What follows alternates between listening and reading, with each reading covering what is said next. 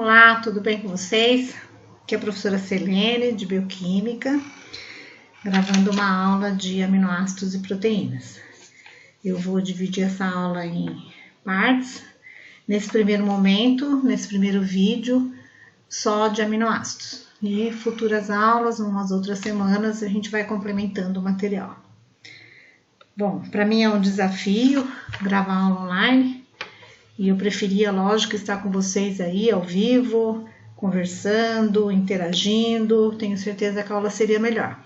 Mas, nesse momento, é o que eu consigo fazer. Então, me coloco à disposição para questionamentos, para aflições, qualquer coisa que vocês queiram conversar. Vou estar lá no chat ou mesmo por mensagem, por qualquer meio de comunicação que vocês quiserem. Bom, o que é um aminoácido? Aminoácido é uma molécula que apresenta na sua estrutura um radical carboxílico, eu vou mostrando com o cursor, um radical amino, que é o NH3 ou NH2, ligado no mesmo carbono que tem um hidrogênio. Esse R seria um quarto ligante ou uma cadeia lateral, que é o grupo que é diferente para cada aminoácido. Esse carbono, por ser o segundo carbono da cadeia, ele é denominado de carbono alfa. Então, normalmente fala-se alfa-aminoácidos, porque no carbono alfa está ligado tanto o radical carboxílico como o radical amino. Nesse primeiro quadro, tem a demonstração da estrutura química de alguns aminoácidos. Todos eles apresentam apenas um radical carboxílico e um radical amino. Então, são considerados monoamino monocarboxílicos. E devido à cadeia lateral, a característica do aminoácido é de aminoácido apolar. Então, a glicina é quando essa cadeia lateral é o hidrogênio, a alanina, o radical metil, prolina, esse radical prolil, a valina, e assim todos eles, tá? Leucina, isoleucina, metionina. Então, dependendo do radical, o nome do aminoácido é diferente. Mas essa parte da molécula, o radical carboxílico, o radical amino, o hidrogênio ligado no carbono alfa, vai ser igual para todos. Bom, o aminoácido tem, além do nome, uma abreviação com 3 letras, sendo a primeira maiúscula e as outras 2 minúsculas, ou com uma letra só. Daí tem pK1 e pK2, que quer dizer isso? Então, recordando um pouquinho que a gente estudou sobre sistema tampão, pH... pK1 vai ser o pH de dissociação do radical carboxílico e pK2 o pH de dissociação do radical amino. Verifiquem que cada aminoácido tem um valor de pK diferente, por causa da estrutura total da molécula. E tem um segundo grupo de aminoácidos, que pode ser chamado de aminoácido aromático, e eles também têm só um radical amino, só um radical carboxílico, monoamino carboxílico, que é a fenilalanina, a tirosina e o triptofano. Aqui ao lado as abreviações, os valores de pK. Vejam que a tirosina tem mais um valor de pK. É porque esse radical, o fenol, devido à hidroxila, ele também pode dissociar no valor de pH de 10,07. O terceiro grupo, ainda de aminoácidos monoamino monocarboxílicos, só que agora, devido à cadeia lateral, eles são aminoácidos polares. Daí, nesse grupo tem a serina, treonina, cisteína, asparagina e glutamina. A cisteína ganha uma importância maior devido a esse enxofre na extremidade da cadeia, onde 2 moléculas de cisteína podem reagir através de uma ponte SS, ponte de enxofre, formando a molécula de cistina. Alguns autores consideram a cistina como um aminoácido, mas na realidade é o produto da condensação através dessa ponte de sulfeto de 2 aminoácidos cisteína. No outro grupo, agora um pouquinho diferente dos anteriores, porque tem mais de um radical amino e só um radical carboxílico. Então são o diamino monocarboxílicos. Eles têm carga na cadeia lateral, que sobrepõe ao número total de cargas, então eles são considerados polares. A lisina, a arginina e a histidina. Todos têm 3 valores de pK. pK1 é do radical carboxílico, Então, é o pH, onde o radical carboxílico vai ser dissociado. pK2 é do radical amino, pH, onde o radical amino é dissociado, e pK3 é devido ao radical extra. Neste pH, esse outro radical amino pode sofrer dissociação. O grupo seguinte é de aminoácidos que tem mais de um radical carboxílico e apenas um radical amino, então monoamino dicarboxílicos. Também são polares, é o aspartato e o glutamato. Bom, os aminoácidos, devido ao carbono alfa, e exceto a glicina, que tem 2 radicais hidrogênios, mas todos os outros, eles têm 4 radicais diferentes ligados ao carbono alfa. Então, eles têm um carbono assimétrico. E toda molécula que tem carbono assimétrico pode apresentar isômero. Então, nós podemos ter um aminoácido dessa forma, considerando que o radical amino esteja do lado esquerdo, que é L aminoácidos, ou deste lado, que é o D aminoácido, à direita. Alguns aminoácidos são considerados incomuns. Na realidade, eles são derivados dos anteriores. Vamos pegar esse aqui como exemplo. Considerando só essa parte que está em preto da molécula, é o aminoácido lisina. Mas além dessa parte em preta, tem mais esse radical que está em cor de rosa, que é o metil. Então, esse aqui é o aminoácido metil-lisina. Ou então, esse de baixo. Só o que está em preto corresponde ao aminoácido glutamato. Mas com esse radical carboxílico aqui, vai ser carboxiglutamato. E assim, aqui tem alguns exemplos, porque é um número extremamente grande de derivados de aminoácidos. Agora, a gente vai começar a falar de um tipo de aminoácido, que é denominado de aminoácido essencial, ou aminoácidos essenciais. São aqueles aminoácidos que não são sintetizados pelo organismo humano, ou por um organismo. E eles têm que ser obtidos da dieta alimentar. Essa tabela aqui é de organismo humano. Então, o que significa? Que nós não sintetizamos esses aminoácidos aqui. Histidina, isoleucina, leucina, lisina, metionina, fenilalanina, treonina, triptofano e valina. Então, eles são denominados de essenciais. E nós sintetizamos, produzimos a partir de carbono, nitrogênio, oxigênio, originados de diferentes formas. Nós produzimos os aminoácidos alanina, asparagina, aspartato, glutamato e serina. Então, são os não essenciais. Agora, esse grupo aqui da coluna do meio é assim, a gente produz. Então, nós sintetizamos esses aminoácidos, desde que tenhamos antes ingerido um desses aqui. Então, tomando como exemplo a fenilalanina e a tirosina. A gente produz a tirosina, que é essa molécula aqui, mas a partir da fenilalanina, que foi ingerida. Então, é considerado essencialmente condicional, ou condicionalmente essencial, né? Falei errado. Condicionalmente essencial, quer dizer, nós produzimos, eles não são essenciais, mas desde que você ingira um essencial. Nesse aspecto, tem uma tabela aqui, que eu queria dar um tempinho para vocês pensarem. Essa tabela, ela indica aminoácidos essenciais para várias espécies animais. O que está com esse sinal de mais é aminoácido essencial. Então, por exemplo, para o homem, todos esses aminoácidos aqui, ele tem que ingerir. São essenciais. Mas aqueles que estão com sinal de menos, ele não precisa ingerir porque ele sintetiza, então não essenciais. Daí queria que vocês comparassem o homem com os outros animais e me respondessem, nesse aspecto, considerando aminoácidos sintetizados e não sintetizados, qual animal é mais desenvolvido do que o homem?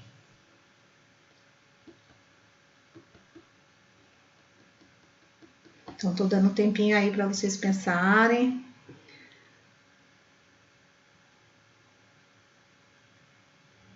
E aí, o que vocês acham? Bom, respondendo, é o coelho.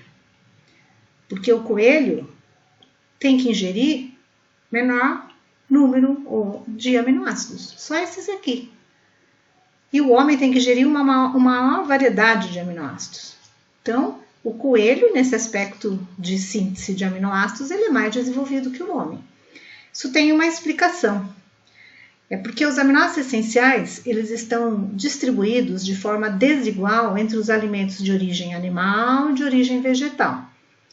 Os alimentos de origem animal possuem praticamente todos os aminoácidos essenciais numa quantidade que o homem precisa.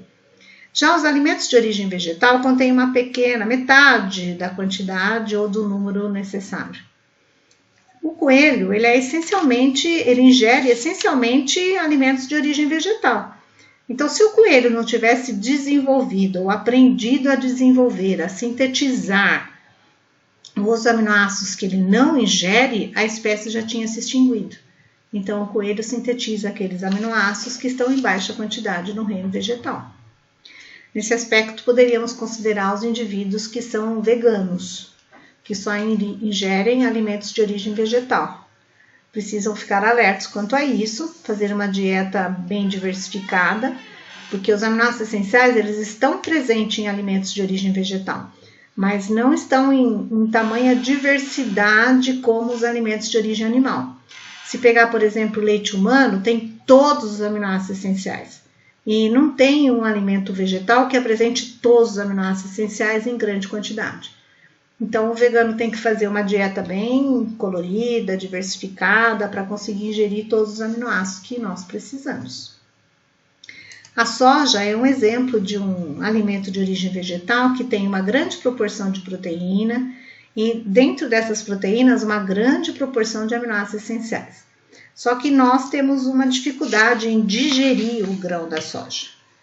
A soja tem um composto que é inibidor da tripsina, que é a enzima que digere a proteína, que digere proteínas em geral. Então tem que haver uma preparação preliminar na soja para a gente conseguir aproveitar esses aminoácidos essenciais que estão nas proteínas da soja. Uma outra forma de se conseguir aminoácido é reaproveitamento no nosso próprio organismo. Então existem nossas proteínas que têm uma meia-vida. Passado um certo tempo, essa proteína vai ser destruída e os aminoácidos vão ser liberados. E nós podemos reaproveitar esses aminoácidos. Lógico que isso não serve, por exemplo, para o cabelo, né? Porque quando o cabelo é destruído, a proteína do cabelo você joga fora, então você não consegue reaproveitar. Exatamente porque não conseguimos reaproveitar todos os aminoácidos, as nossas próprias proteínas, é que temos que ingerir, que temos que obter aminoácidos da dieta. Aqui são os nomes dos aminoácidos e com alguma função a partir deles, para te dar uma ideia da necessidade de aminoácidos. Ainda procurando ilustrar a necessidade de aminoácido, eu coloquei esse quadro, que são os neurotransmissores, alguns vocês conhecem, e aqui os aminoácidos necessários para que nós sintetizemos os neurotransmissores. Então, nós temos que ter o aminoácido tirosina disponível na célula para poder ocorrer a síntese da dopamina. Do mesmo jeito, tem que ter o aminoácido tirosina mais o aminoácido metionina para ocorrer a síntese de adrenalina. E a metionina tem esse sinalzinho aqui. Esse sinalzinho, eu descrevi aqui embaixo, é porque a metionina é um aminoácido essencial. Significa que se na nossa dieta a ingestão de metionina for baixa, nós não vamos conseguir fabricar adrenalina, sintetizar adrenalina na quantidade ideal. Do mesmo jeito, a serotonina precisa do aminoácido essencial triptofano. Então, tem que ingerir triptofano para o nosso corpo transformar em serotonina para termos o neurotransmissor que é responsável pelo nosso bem-estar, pelo sono. Desculpa. Os dois últimos, ao invés de escrever o nome do aminoácido, foram colocadas as siglas. Então, cada aminoácido tem uma sigla. Quer dizer que a encefalina ela é produzida a partir de todos esses aminoácidos aqui. O Y, cadê o Y? É a tirosina, G é glicina, F é fenilalanina e L é leucina. E daí percebam que esses dois também são essenciais. Agora vamos chegar na endorfina. Endorfina é o neurotransmissor da moda, é o neurotransmissor que está sendo muito comentado, que a gente produz quando pratica atividade física, que dá a sensação de bem-estar, de euforia. Muito bem, só que ele é sintetizado no nosso organismo. E para ser sintetizado, precisamos ingerir precisamos ter disponível todos esses aminoácidos aqui. E esses que estão com sinalzinho precisam ser ingeridos, porque são essenciais. Quer dizer que não adianta só fazer atividade física, tem que ter uma dieta também ideal para conseguir sentir a euforia e o bem-estar. Então tem que juntar atividade física com a nutrição para produção de endorfina. Bom, nessa tabela estou querendo comparar duas proteínas, citocromo C e quimotripsinogênio. E dessas duas proteínas, mostrar para vocês quais os aminoácidos que elas possuem e em qual quantidade. Então, pegando como referência esse aqui, aminoácido alanina. No citocromo C, tem 6 moléculas de aminoácido alanina, mas no quimotripsinogênio tem 22 moléculas. Já se a gente pegar esse aqui, a serina, na constituição da proteína citocromo C tem uma molécula desse aminoácido serina, mas na outra proteína tem 28. Então, o que eu estou querendo é que vocês entendam que as proteínas elas são constituídas dos 20 aminoácidos que eu mostrei, mas em diferentes quantidades e também organizados de forma diferente.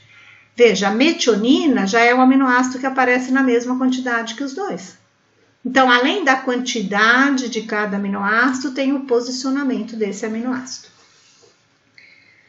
Bom, daí nós vamos chegar numa parte da aula que é relativamente mais complicada para explicar online. Mas como vocês já tiveram aula de pH, sistema tampão, talvez não fique tão difícil assim. Recuperando, aqui tem um aminoácido, esse é o radical carboxílico, esse é o radical amino. O radical carboxílico pode aparecer com hidrogênio protonado, ou ele pode aparecer com carga negativa desprotonado. Do mesmo jeito, o radical amino, ele pode aparecer com um hidrogênio a mais protonado, como ele pode aparecer desprotonado.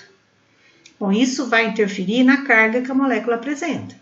Então, existe um determinado valor de pH, que é denominado de ponto isoelétrico, aonde tanto o radical amino vai estar com carga positiva, como o radical carboxílico vai estar com carga negativa.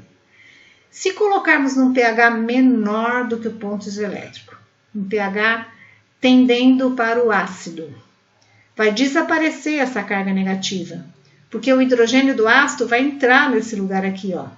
Vai ficar só com carga positiva do radical amino. E se colocar num pH superior ao ponto isoelétrico, já retira prótons do aminoácido. Então, sai o hidrogênio do radical amino e vai ficar sem carga, só com a carga negativa do carboxílico. Significa, simplificando um pouco, que se tiver num pH coincidente com o ponto isoelétrico, a molécula do aminoácido vai ter um equilíbrio entre cargas positivas e cargas negativas. Se o pH for menor do que o ponto isoelétrico, vai predominar a carga positiva. E se for maior, vai predominar a carga negativa. Com isso, a gente acaba tendo o sistema tampão do aminoácido. Então, veja se vocês lembram, ó, esse radical aqui é do ácido acético, como nós estudamos o sistema tampão.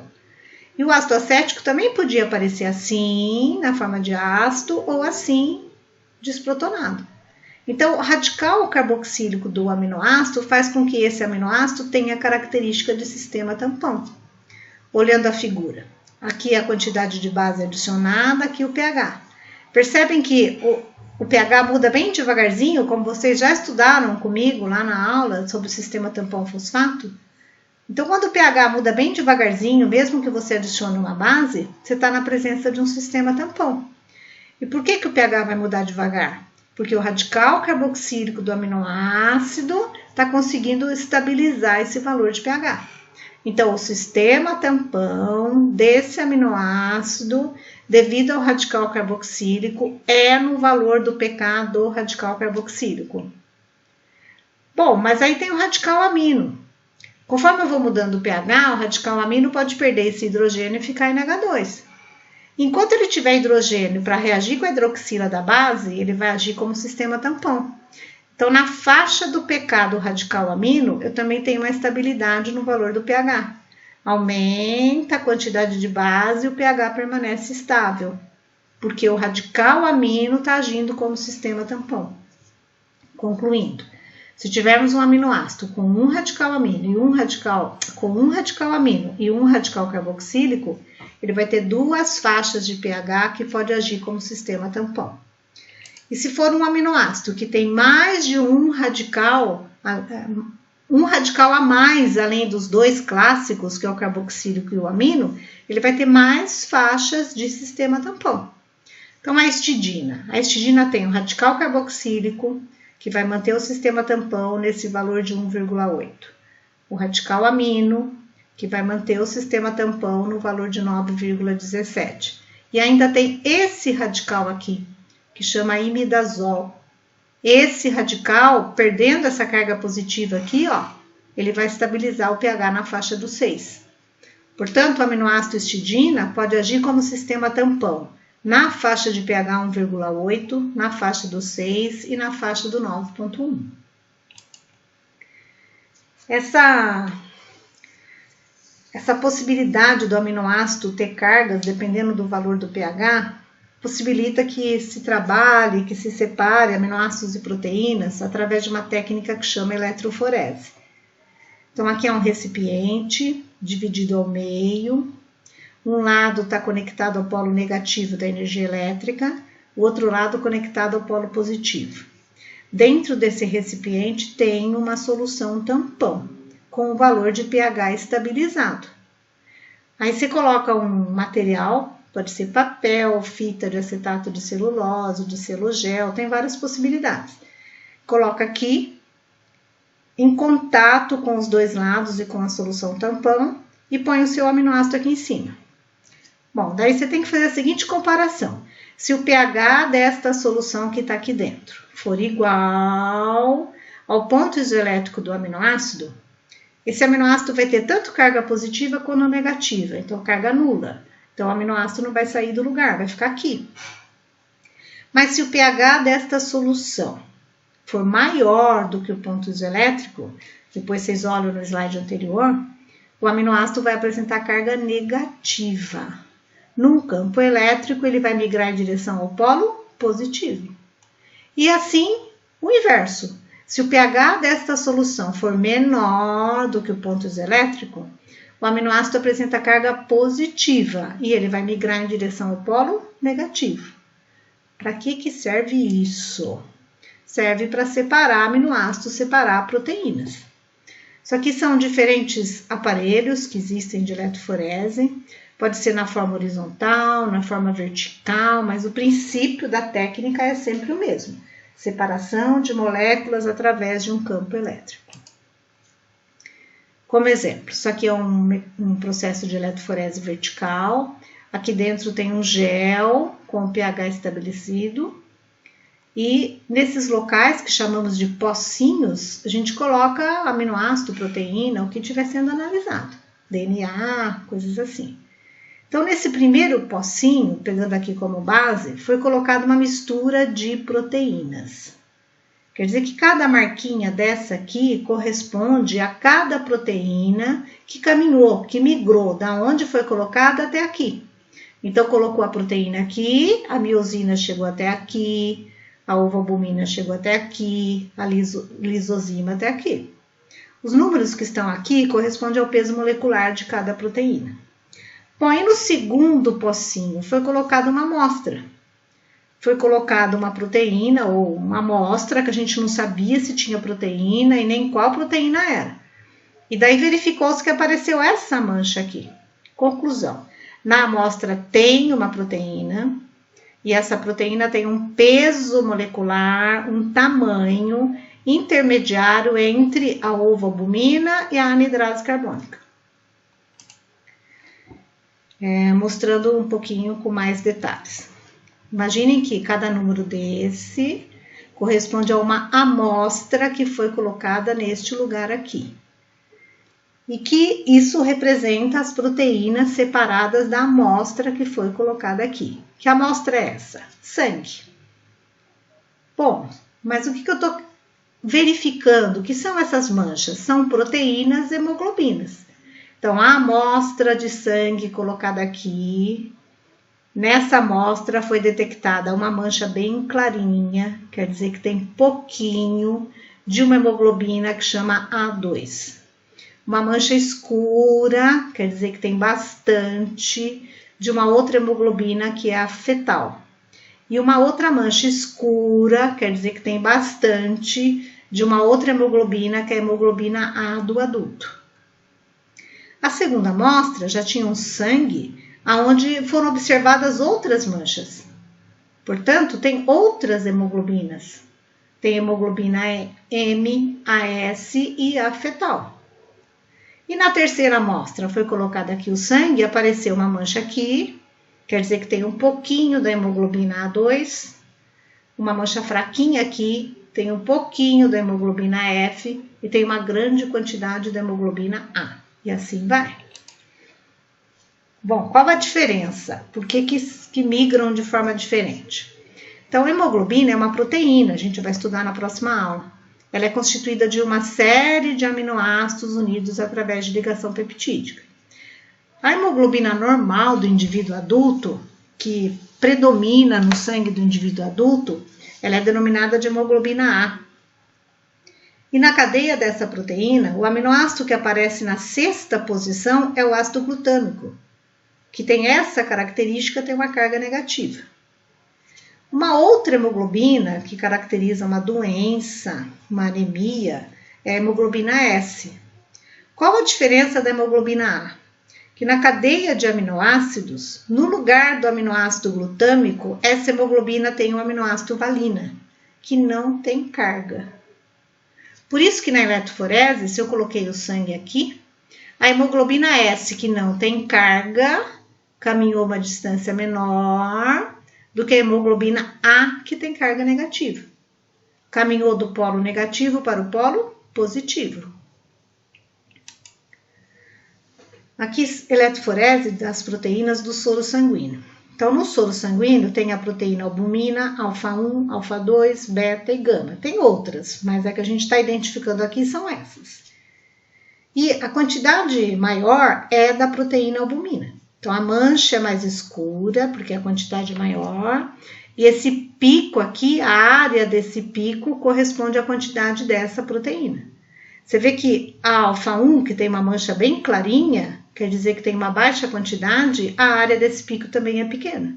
E assim vai. Bom, mas aí eu fiz eletroforese de um sangue de um outro indivíduo. E percebi que apareceu uma mancha diferente aqui, ó. Não tinha aqui. E um pico diferente, quer dizer que essa proteína tem uma quantidade grande, que não tem aqui. Bom, já se sabe que este é o perfil eletroforético de um indivíduo normal. E que esse é o perfil eletroforético das proteínas do sangue de um indivíduo que tem uma doença que chama mieloma múltiplo.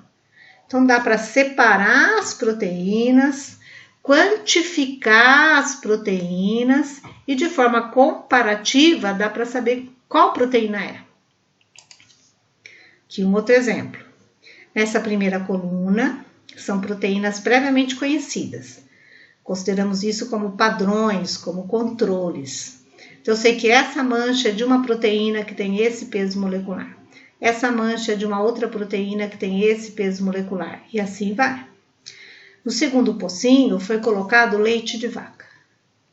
Então, essas manchas aqui correspondem a proteínas que foram encontradas no leite de vaca. Então, eu já sei que no leite tem proteína, que grande quantidade é de caseína e de BLG. BLG é a beta-lactoglobulina, que tem um pouquinho de BLG na forma de monômero e um pouquinho de alfa-lactoglobulina, lactoalbumina. Aqui não está dando para ver, né, porque isso é uma foto, mas também tem um pouquinho de albumina sérica. Então, qual a importância disso? Eu posso fazer uma eletroforese de um leite de vaca e descobrir se esse leite foi modificado, se colocar alguma coisa nele, se alguma proteína não aparecer, ou se aparecer numa quantidade muito menor do que a esperada. Veja esse. Isso é bem da área do biólogo, né? Eletroforese de uma proteína que é uma enzima fosfatase ácida. Essa enzima ela foi obtida de sementes de aveia preta. E daí, aqui são eletroforeses de aveia preta cultivadas com diferentes agrotóxicos.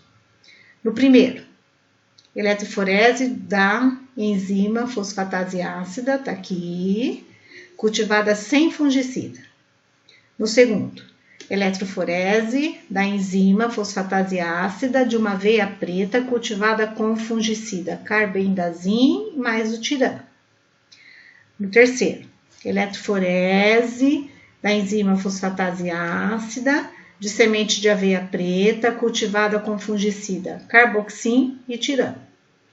E no último, eletroforese da enzima fosfatase ácida de semente de aveia preta cultivada com um fungicida biológico. É como se fosse uma praga combatendo outra praga, que é o Trichoderma spp. Daí vamos ver a mancha. Em todas as situações, a aveia preta conteve ou foi identificado na aveia preta a enzima fosfatase ácida.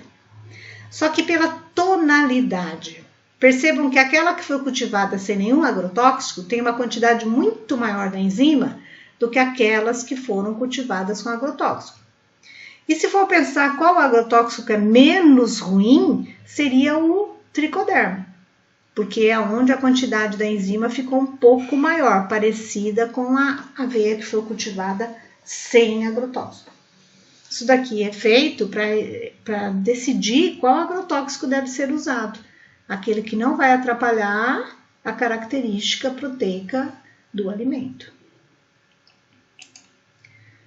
Por último, tem uma eletroforese bem interessante para a gente pensar, que é de proteína de feijão. Na primeira coluna, não tem nada a ver com feijão. São controles, são proteínas padrões. Então, eu sei que aqui é uma proteína com esse peso molecular, aqui uma outra proteína com esse peso molecular e assim vai. Na segunda coluna, é a eletroforese das proteínas de feijão recém-colhido, feijão controle. Então, identificou-se no feijão um monte de proteínas, cada mancha é uma proteína diferente. Bom, mas e na terceira? É a eletroforese de proteínas de feijão armazenado por 30 dias. Também tem proteína. Mas vocês percebem que essa tonalidade aqui é muito mais clarinha do que essa? Que aqui também está mais claro do que essa? Que essa proteína aqui praticamente desapareceu? Isso indica que o armazenamento do feijão por 30 dias altera a composição proteica do feijão. E aí, gostaram? Bom, existem outras técnicas de separação, né? Como cromatografia, que a gente não vai nesse momento falar muitos detalhes, mas também separa os aminoácidos, só que não usa carga, usa uma diferença de afinidade pelo solvente que é posto aqui. Então, se tiver um solvente polar e o aminoácido também for polar, ele vai caminhar junto com o solvente. Mas se o aminoácido for apolar, ele vai ficar na parte inferior e vai ficar separado. A cromatografia pode ser feita em coluna. Então, por exemplo, aqui tem uma resina, uma fase estacionária. O que pode ser essa fase estacionária? Depende da característica dessa cromatografia em coluna. Se é de troca iônica, se é de exclusão molecular, se é de afinidade, eu não vou entrar em detalhes. Se vocês tiverem curiosidade, eu posso passar material para vocês. Mas, de qualquer modo, o material que foi colocado aqui vai permitir a separação daquilo que veio da sua amostra. Então, você põe o material aqui, coloca a sua amostra ali em cima e começa a passar um solvente, um eluente. Conforme esse líquido vai descendo, ele vai carregando os componentes proteicos da sua amostra. Pode ser feito com outro tipo também, pode ser feito com corante, com DNA, com diferentes moléculas. Mas como a nossa aula é de proteína, vamos pensar que é proteína, certo? Então, aqui estão separados as diferentes moléculas que tinham na tua amostra. Como é que elas são separadas? Depende da afinidade dessa molécula com o material que está na coluna. Se for de exclusão molecular, depende do tamanho da molécula, que é peso molecular. Se for de troca iônica, depende da carga. De afinidade, funciona mais ou menos como antígeno, anticorpo. E assim você vai separando.